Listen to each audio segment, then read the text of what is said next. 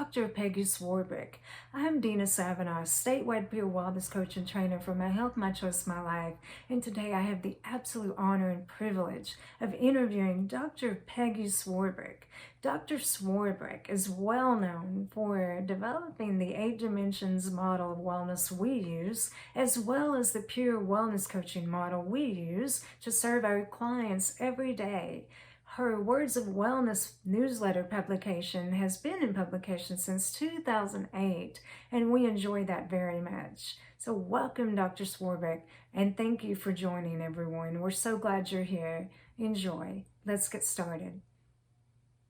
First, I'd like to take the opportunity to expand on your presentation, Dr. Swarbrick, by asking about some ways a person might increase their overall wellness in each of the 8 dimensions. Okay, well, yes, so let's go ahead and get started with the physical. The question is, what are some ways a regular work schedule could provide the structure a person in recovery might need in order to successfully develop a lifestyle that leads to greater dimension wellness in this dimension and potentially a longer lifespan? yeah, thank you so much, Dina, and thank you everybody for participating, and really excited to talk a little bit more about wellness and particularly how the work can really help. So with the physical dimension, what happens is that like whether you're working 2 hours, 4 hours, 6 hours, 8 hours, usually when you have a job, for the most part, you have a time to get to that job, do the work and leave.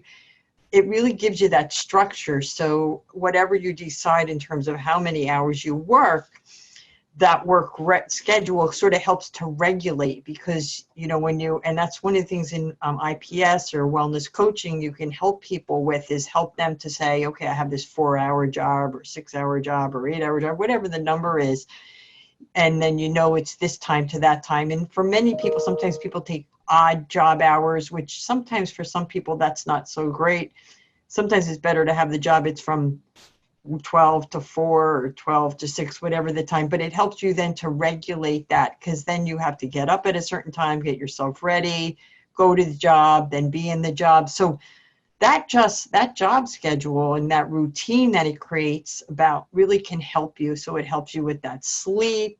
It helps you with that physical piece, because you have to have that energy to keep so yourself going. So you have to have your oatmeal in the morning or whatever time that thing is, or your coffee and your fruit with you, whatever that food is that you're going to energize your body to get to that job and stay in that job and do that job. So there's really that regular schedule can really help that with that food, the sleeping, the physical activity can really help. And it just helps down the, getting into that regular habit can just help so many other aspects of your dimensions. And again, as I said a little bit in the other presentation, and we'll probably talk here, it has such a positive effect on so many of the other dimensions. That makes total sense. That habit, when you create healthy habits that become your lifestyle, it's such a blessing to have that routine going for you. So thank you. Okay, so intellectual, what would you say to a person who may currently feel stuck in a job that doesn't stimulate them or resonate with their abilities? Yeah, that's a tough one. And that happens for a lot of people, especially sometimes a newer job or an older job can get that, where you feel that way. I think there's a couple ways to look at this depending on what you have to look at your own situation. So one of the things I've found when I've had that happen is either I do a couple things. One of the things I did initially was go back to school. So then I had a job that was kind of unstimulating, but the school stimulated me, so it was okay. So I could tolerate that job a little bit better because it was a job, but then I had the school that was helping me to stimulate me and then helping me to make that change in terms of, hopefully down the road, and eventually it did help better my career path. But you don't want to stay in that too long where something's not stimulating you. So one of the other things I've had that happen and still have it happen is then just talking to a supervisor was a way sometimes to talk about, maybe I needed a little bit of a readjustment of the things I was doing, or looked for a little bit of a career development or a career change in that current job. And I've had that happen for me too, where I was able to work with the supervisor and find them to help me to feel more stimulated in the job and perhaps give me that support around that. And then often worked, and I've also worked with people to help them find other jobs within that agency. So that supervision and support, as well as peer support, talking to your peer supporters, sometimes they can give you that support around that to try to help you to figure out how to better maybe advocate for yourself, to say, you know, I'm good at this. Can I be doing this job too? Or can I move into this other job? Sometimes you can get the peer support to advocate for yourself when you know you have a skill, you're not using it, but then you know there's another available job in that agency, or it's another way they can maybe put that more stimulating tasks into your job descriptions. Those are ways that I've had personally, and with other peer supporters, been able to help them think about how to make their job a little more intellectually stimulating. The other thing too I found was that even just when you're in that stuck job, but you need the job and you're not finding somewhere else, rather than abandoning that job, because I've had peer supporters who do that, peer friends who just abandon the job. Like, oh no, wait a minute, have another job to go to. But we all know that can happen. Encouraging them to maybe do the, finding that hobby that offsets it sometimes, and then helping them to find that other job that might be a better career match. I've helped a person with that, in terms of that, because sometimes you just don't want to abandon that job so quickly. So those are a couple of ways you can really think about your intellectual wellness area in terms of not getting stuck. Yes, I completely agree, and thank you for that. So basically, if a person feels like they're not in a position that's stimulating them in this dimension, they can search out other ways, hobbies or maybe education to stimulate them, or reach out to their supporters via peer support. And maybe also they can consider this like a means to get to something better. So it's a wonderful opportunity for them to find out what their intellectual strengths might be, what they might actually be interested in. And yeah, I've always heard, don't leave one job until you have another. So that's a very good point as well. So thank you. Environmental. I've had this happen to me, and I just wonder what you might say to a person as with regards to this dimension about what if you're like stuck in a cubicle with someone else who gets on your nerves, or maybe you're having to share space with coworkers, and you tend to be a person who works better by yourself. What can you a little bit on that? Yeah, that's a big one, and that can be a real challenge for folks. So sometimes it depends on the work environment. Like I know people who work in like big state offices or big companies and stuff. You have a lot of that. And I've known people who've had those kind of jobs. So sometimes it was just helping them to maybe have some meetings, little cubicle kind of meetings with people, and sort of helping one another come up with good norms around some of the annoyances and that might happen, and sort of help them have like a little team meeting. And then eventually it turned into a little coffee clutch or a little social thing around people's birthdays. So it had a positive impact. So that's one way, is sort of like to create a norm in your group. That's like the best ideal I think you can do. You don't always get everybody on board with that, or there could be silos for some reason, even though you're together.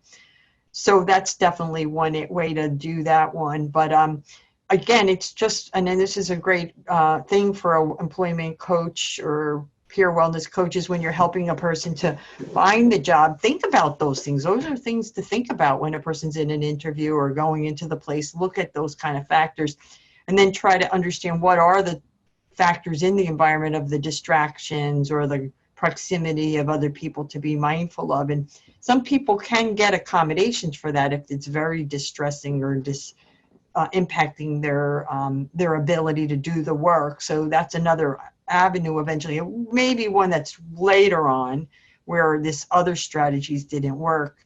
But those are definitely things. But I think that you just bring such a great point, that when we're going into a work setting, to think about that in the environment and understand what do you need in that environment around the spacing, the lighting, the proximity to people, and what's the culture or the norm about that setting around people talking loud on the phone or talking about the television show from last night or whatever they're talking about, that can interfere with you doing your job.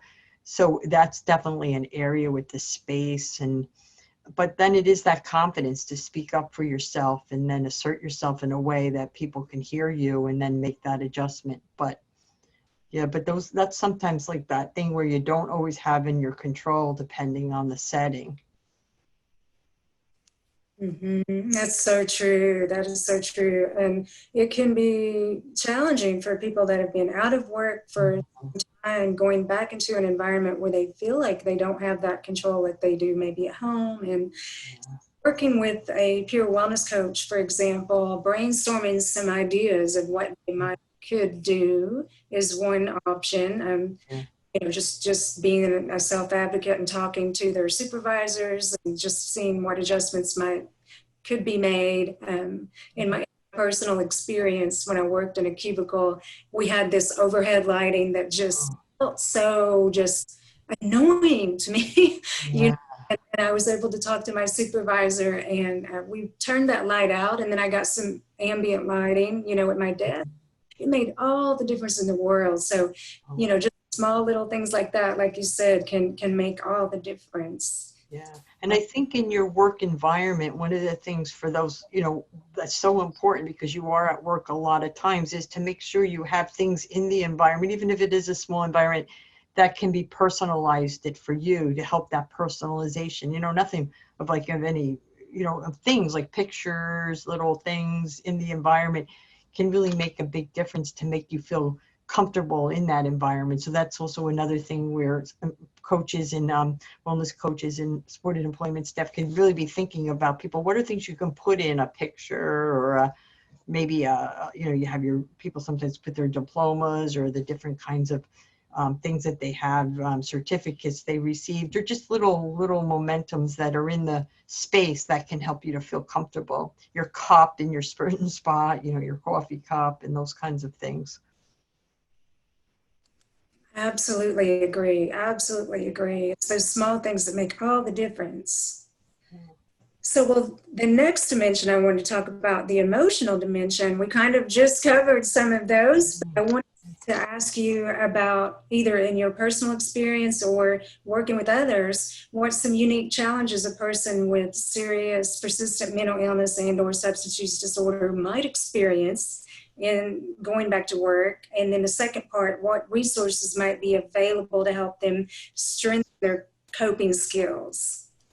Yeah, so that's a really big one, because I think there are many challenges in terms of the stress and the anxiety and the fears and a lot of the self-doubting thoughts that come into your mind about it, which is probably the biggest one for many people have, is the self-doubt or the self-deprecation that happens for people. So that's just definitely where supported employment comes in, or peer wellness coaches. Having that coach and supporter is going to help. That's the amazing resource that many of you who are attending this are that resource for someone. So you can help that person with that self-doubt, that self-talk that sometimes gets in our way of, I can't do this, I don't have the energy, I don't have the stamina, I don't have the skill, whatever those negative thoughts are coming in. So that's definitely one that I hear a lot with people, and having a coach or having a supporter is going to help. So on a new job or returning to work after many years, that anxiety or self-doubt comes about.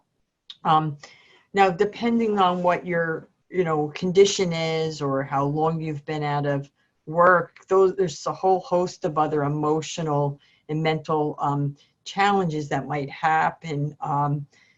With work, whether it's a job that you're new to and you have a lot of new learning coming about, that can be really stressful for people.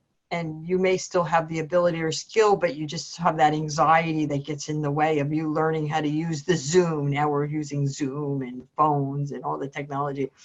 That's going to really be a major change for someone who doesn't know how to use all this technology. So learning that and like reaching out to your resources, your supervisor or your supported employment or your peer wellness coaching. Those are the resources that can help you navigate that new learning or get over the anxieties about not knowing how to do that.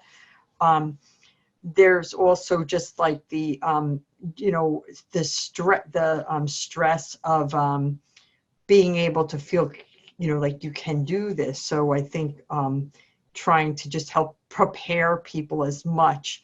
I do also think that we can help prepare people by just helping them have a little balance too, helping people to do, sometimes you get to the job and you might just be stuck on that cubicle or stuck in that space and then you don't pull away. And then after 3 days of doing that, you didn't take a walk outside or you didn't get any fresh air.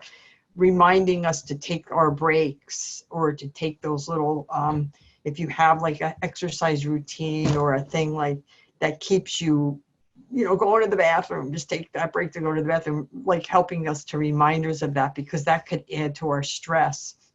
And those are definitely coping skills that really can help you to be successful at work, is having that unplugging from things. So those are the things, a couple of the things that I've seen in some people's, experience of that, especially with, I think with substance use and some of the other things that people have, some people will go in with the self-stigma that they carry in their mind, and I've had this with a couple of people I've worked with over the years. They have that self-stigma, so they think everybody else there in the environment knows about them. So they have this compulsion to tell everybody everything. So that's where you have to kind of coach people, like, no, you don't need to tell all these things to people. Like, you're here to do this job. You've had that illness identity, or you've had that identity in the past. Don't bring that as front and center. Bring your strengths out front and center, why you can do this job. But I've seen people really implode that way when they bring that, their negative features to this experience in there, but it's, because they feel like that's what they have to share with people, or that's what they have to share for whatever reason. So that's really, again, where you want to work with your coach and your employment specialist to kind of coach along those things as well, because people feel that need to share, I have this illness or whatever, but it's probably not the first thing you need to share with people. Yes, I agree 100%, 100%. Thank you so much. And you reminded me of how important it was for me to go outside during my lunch break and go for a walk.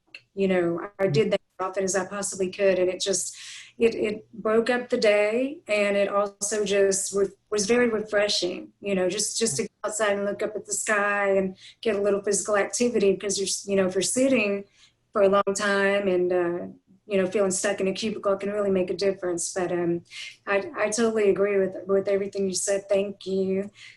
And moving on to the financial, I know that you talked a lot about this in your presentation, but I was just hoping to ask you a little bit more about what you might say to a person who feels that they're better off financially, receiving Social Security benefits, for example, starting pay wage, and therefore maybe lacks motivation to even go to work. Mm-hmm. Well, yeah, you could sit down and do the math with them and help them look at it. And then also just show them how perhaps if they different jobs that they've thought about or passed, and show them, just sit down and map it out. But because more than likely, if they are on the Social Security depending, they may need to be getting certain type of entitlements to kind of really live a decent life in a safe place. You're probably going to need some type of housing voucher or housing entitlement, or maybe food stamps. Some people do, a lot of people that I know in my experience. So to show them that, but still build their capacity of saying, but if you do, you could continue to do that, but also you could also look at your you've talked about this kind of work that you were thinking about. Let's continue to look at it. Don't just shut the door on it with people. Help people to dream and plan, because they may then see that the example I gave in the fellow that I shared of George, I mean, he could have stayed there for a little rest of his life, and now he was able to make that shift. This vocational counselor said, nope, just stay on Social Security and work a little bit. And in 2002, he finally got that confidence and said, no, I'm going to do this. And was able to then, to be successful to this day. And even to this day now, he had to make a change just recently of going a little bit more part-time because he had to be a caregiver. You saw the pictures in the video of that in the power presentation. He's able to not have to go back on Social Security because he can have a part-time job that he's able to take care of himself. So people can move, and like you have that freedom that you don't have to keep filling out all those papers and things. So, but I mean, it's a personal decision for people, but I think the more and more we can help people see you can have this life, you don't have to be staying on, because the wages are going to be pretty low for most people, and you will be below the poverty line or at the poverty line, and the struggles with that can be challenging as well. So it is a personal decision, but just help people to see what the possibility, and a lot of people will make that choice that they want to stay. But we see so many other people who have taken the risk and really succeeded and been able to really realize so many more things in their life, not being stuck in poverty. Absolutely. And George's journey was very inspiring to me. I really enjoyed that. Thank you. The social dimension. So as we may have already talked about this a little bit, many people with disabilities tend to isolate, and they maybe haven't developed strong social skills in the past. So what are some ways that we as providers, peer wellness coaches, IPS staff can help someone in this area?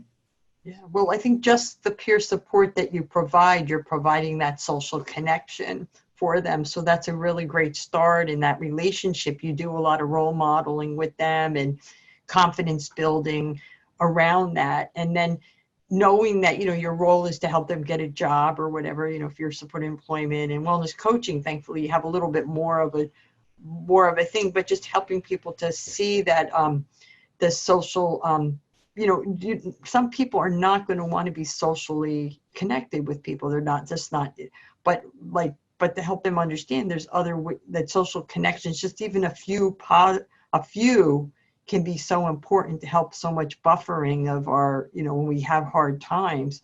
So your role modeling will be good with that, but then help people to connect with, whether it's, now we're doing so much more online, but there are a lot more online groups people can connect with, like that have similar hobbies or, doing other kinds of things to connect. And hopefully as we get out of the pandemic situation, one of the biggest ways I think people have felt to address this that I've worked with people is going out and volunteering, at the animal shelters or the community soup kitchens and those kinds of things.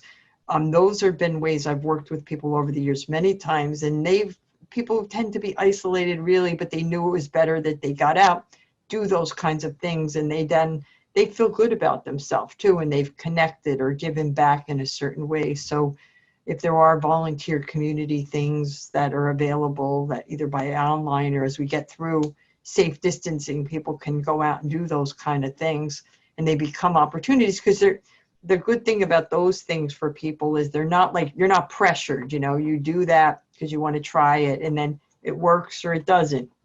For many people, it does work, and then that pressure is off of, I have to do this. It's something I want to do. But I think the social isolation is one that we can't stress enough, especially in these times.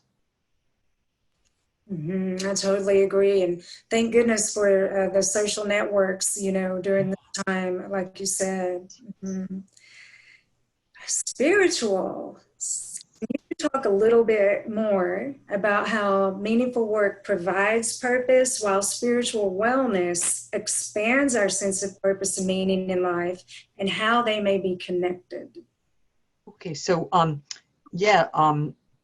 think that you know, as I talked a lot about that, is that the work for many people like provides that, especially the kind of work we do, or if you're working in the field and stuff, or healthcare providers, it's that it really connects that purpose and meaning in any kind of jobs. It gives you that purpose and meaning and that drive and commitment. And then it certainly is this great magical like recipe of pulling together all those skills and talents and abilities, and then you get to use them in doing whatever tasks they are.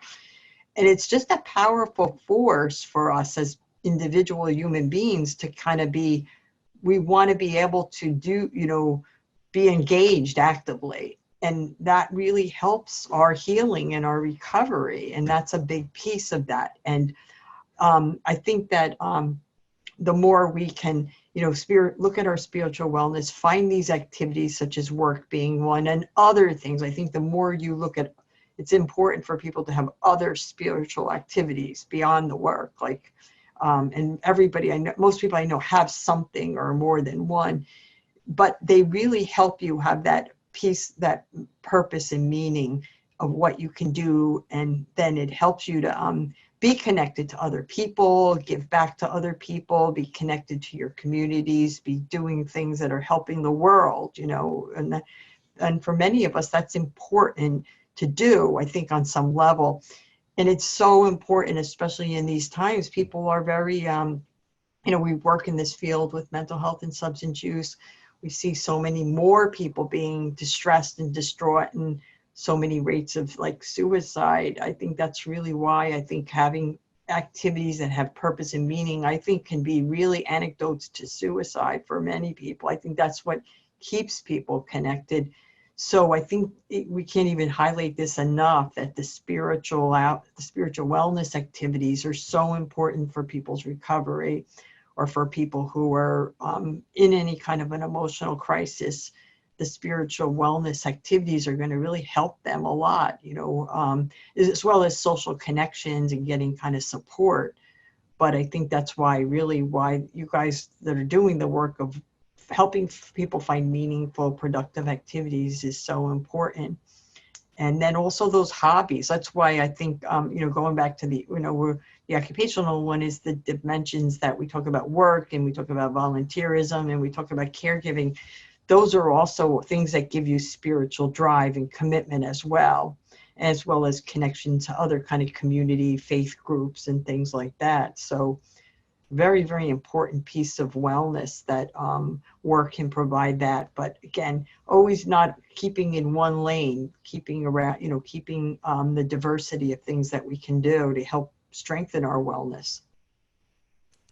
Mm-hmm. That makes perfect sense. And, you know, anytime a person can feel like their work gives them purpose, and then they can say, oh, well, there is a reason I'm here. You know, I can share this gift, and I can share that skill, and I can just help other people. Yeah. And I like what you said too about pursuing other avenues of spiritual wellness as well, because that I do find that to be true, that spirituality is very, very important to people in recovery that I've worked with. That's great. Yeah, and I know myself for we're with work, like I say, I talk about it a lot, but I've had to, like, in, you know, not just earlier on, but over the years have had some significant ups and downs of things. And that I kind of credit the work as keeping the flow going and keeping the attempt to the balance when there's these imbalances. The work has really helped be this thing. And not to say there hasn't been some stresses and strains in the work, but it's been that piece of stability for me that it's been so important, I think. And I've seen this with a lot of other people in their life. And, you know, I think that it's very, very important. And I credit that to my father, who had definitely had some, you know, some challenges mentally and emotionally and physically over the years. And that was one of the things I think where I got the habit of it, because that became his habit of it. And he kept that work, and like he just worked. It didn't, and even though we had these things and these ups and downs and stuff, So I saw that he also had the balance. He had a very interesting balance of like doing a lot of service to the community, the people, and, you know, his connection to faith was very strong. But I think I saw that a lot, and I see it a lot in other people I know in my work as an OT and in my work in peer support, where that's so important, the work and connection to the spirit, to keep you, especially during those tough times when you sort of lose hope or you feel really down and about or whatever. So it's definitely a hope, the hope line is having that job. Absolutely, absolutely. And thank you so much for sharing that about your father.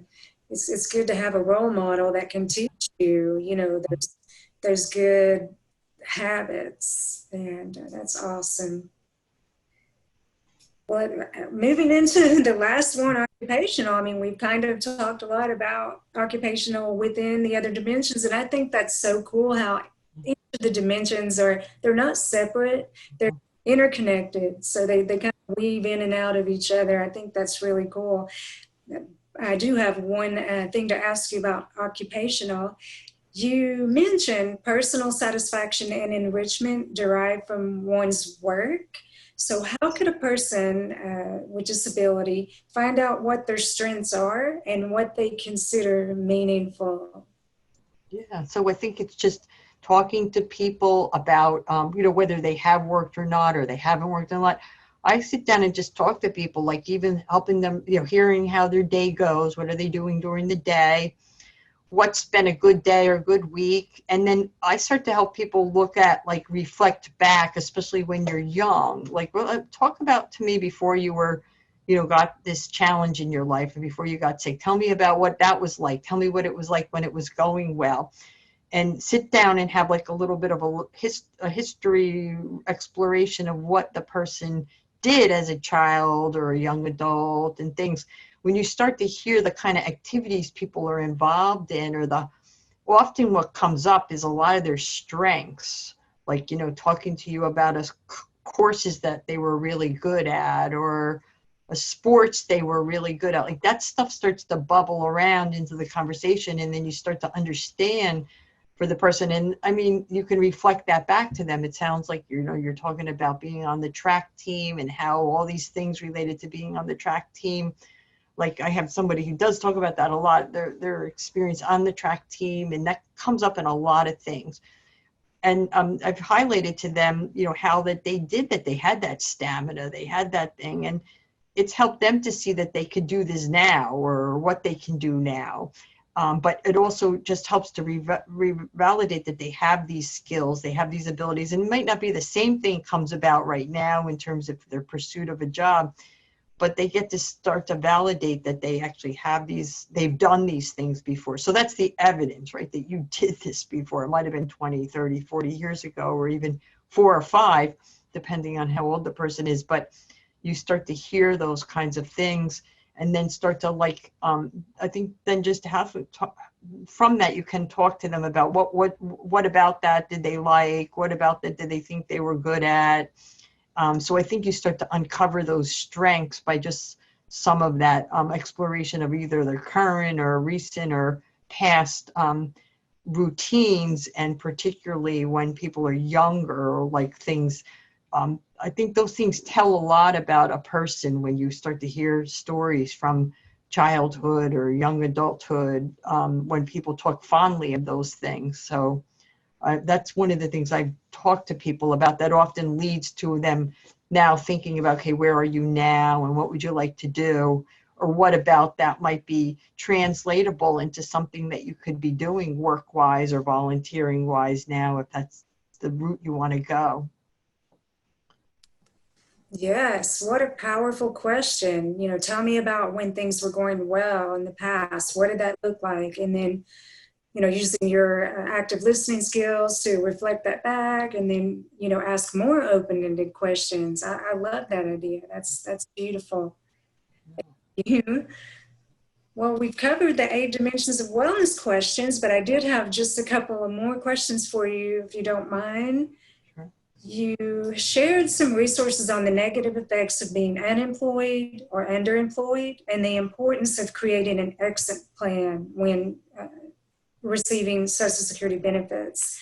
I love the idea of work as a wellness tool, and I just wonder, what can we as IPS staff, wellness coaches, providers do if someone isn't quite ready to make this change, even if they think they need to? In terms of helping them to kind of explore what working, you mean, if they're like, they don't want to take the step to take a job. Is that what you mean? Yeah. Right. Well, they come in and they think they need to, you know, someone's told them, or their financial situation is not good, or, you know, for whatever reason they think they need to pursue gainful employment, but they're not really ready. Mm-hmm. Your, you know, your initial assessment. So I'm just thinking, you know, what could we do if we discover that about them? Is there anything we could do? Yeah, you build their readiness. You help them to build their readiness, help them to build that exploration of jobs, understanding, like if they're a little bit ambivalent about it, just kind of explore a little bit of that ambivalence, and then start to help them. Because like you say, yeah, if when other people are telling you to do it, that's when you maybe not going to take the action on it, but maybe it's just building their confidence that they can do it, because they may think they can't do it. So it might be building a little bit of their own confidence related to it, or helping them to see the pros and cons of it, or helping them to understand, like, they're really sick of, like, you know, not, you know, going to out there and not having something to tell people that they're doing and feeling shameful about that if they do feel that, or they feel whatever it's they feeling about it, but it's like building that confidence for them, and then building their readiness around, oh, wait a minute, maybe I want that, you know, or, you know, maybe it might be better off, or but I think the biggest thing is to help people make sure, and this is one of the biggest thing that affects all the others, is like, if you are idle, or you are inactive, or you don't have a ritual routine, you're going to have poor health. And I think that that would also be a thing to remind people, not to scare them or anything, but more than likely there could be some other medical comorbidity going on for them, or maybe substance use issue, and maybe the substance use is the thing that's coming out. And I see this time and time again, is people will drink then periodically, or use drugs because they're so frustrated with themselves because they don't have a lot to do during the day or whatever. So it's just having a conversation with them about that too, because I've had a number of people I know that I either know, you know, personally or through my work in that situation. And it's having that conversation, and then knowing that when they are working more regularly, the addiction is not as strong, or it's gone away, like they've been able to manage it a lot better, as well as the medical issues, because the medical issues that you, from inactivity, your long-term unemployment is going to, without a mental illness or substance use, is going to have a poor impact on your health. So just helping people to know that, like, work can really help your physical health. So if you want to remain physically healthy, work is going to help that aspect. It goes back to what we said at the beginning. It's that when I talked a little bit at the very beginning about the routine that you get into, and get you into the habituation of sleeping and eating and moving yourself. So it's going to help you to be a little more physically fit, and hopefully prevent any kind of medical issues that could shorten your life. Absolutely, yes. So maybe just like you were saying before, helping them identify their strengths, perhaps that would build confidence, which could be the issue about why they're not ready. And then maybe saying something like, can I share some information with you? We know that people are healthier when they are, so forth and so on, when they're employed and they have a routine. And yeah, I love that. That's wonderful advice. Thank you so much. And you bring up a good point, because I think the other thing you can do, especially as peer wellness coaches, is use your narrative.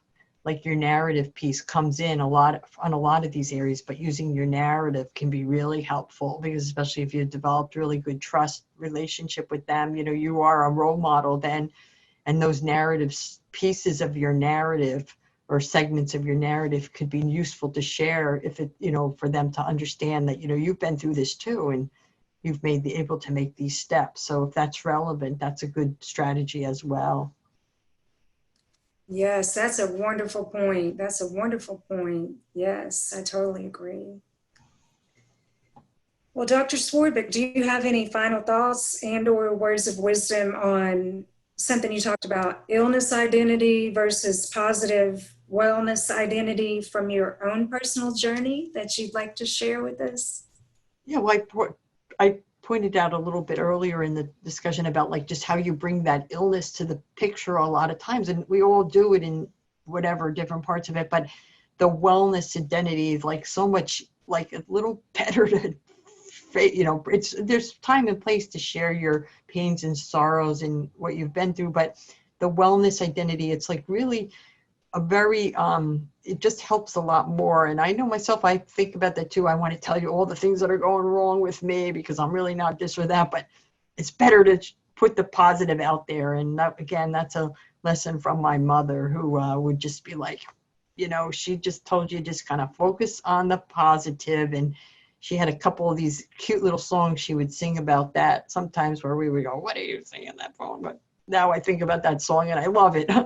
But no, it just helped to shift the focus on that positive piece of yourself, because we have so much more of it. We do not want to, we have that, there are challenges, there are illnesses, but we don't want that to be the hat that we put on our head, every day. Like we have, the wellness is so much more, we have so much more wellness when we really sit down and talk about it. So I think that that's just really one of the things I encourage us to help for ourselves, but also for all the people we work with. And I just want to congratulate you guys in Tennessee for the work you're doing, because between your IPS programs and particularly your wellness coaching, I was very connected earlier on when some of the earlier work was happening. And I was a little bit involved with some of the people who were planning this many years ago, probably 10 or 11 maybe years ago. And to see where you've taken it over the years, I just want to congratulate you, because you guys have really been a state model for this. So I think I just want to thank you, Dina, and your team, and Mark, and everybody, what you're doing, because it's not happened. And some states did it, but then it goes away, goes away. But you guys have really shown the longevity of it. And I just want to congratulate you for that good work, because it just warms my heart to see that you continue it. And I'm so happy. And I'm sure you're just touching so many lives. So thank you so much. Oh my goodness. Thank you so much for saying that. I can't tell you how amazing it is to hear that from you. Your work and your research informs pretty much everything we do.